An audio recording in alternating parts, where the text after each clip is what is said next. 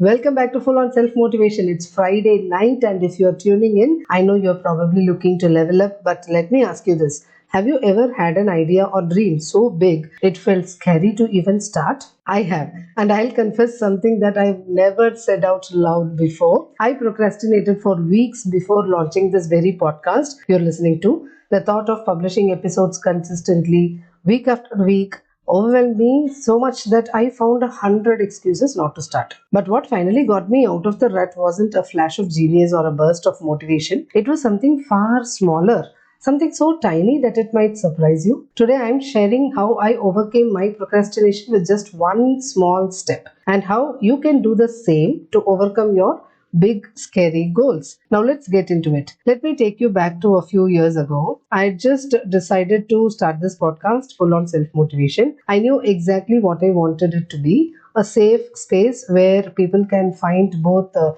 practical productivity tips and the motivation they needed to get through busy days. But knowing what I wanted wasn't the hard part. The hard part was actually starting.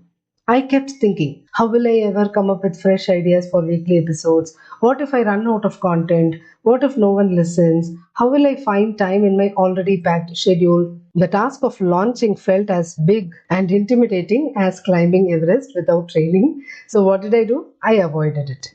I told myself next week I would have more time or more clarity.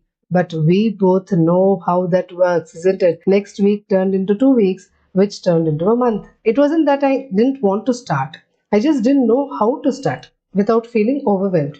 Can you relate to that?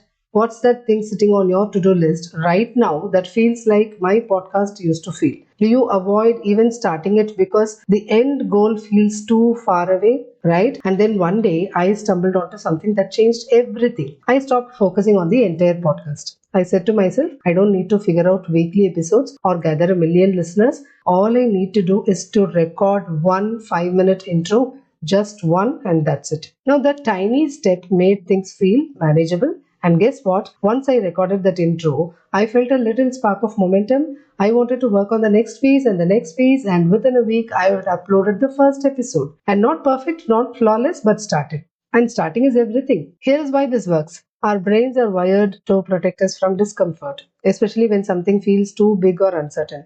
The logical part of our brain knows we are capable, but our emotional brain says, oh, that's too risky, right? And so we distract ourselves instead.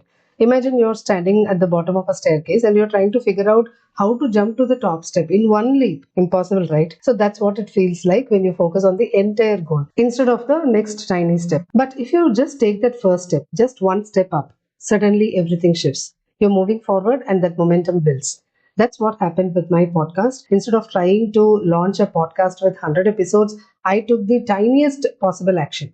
Record those first 5 minutes. That's it. And once I did, the second step became very clear.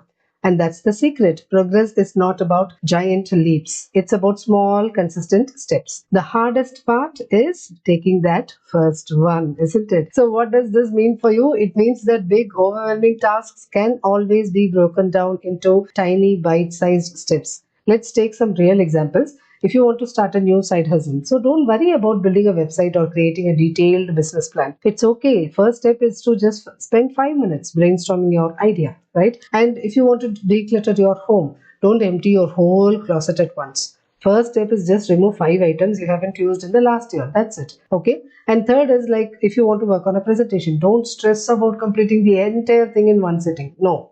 First step, outline 3 key points you want to cover. That's it. And if you're struggling to work out again, okay, so forget running a marathon. Just first step, put on your walking shoes and walk for 5 minutes outside, right? The pattern here is simple. Your first step should be so small, so doable that your brain doesn't even resist it. A tiny step creates quick progress, and progress fuels momentum.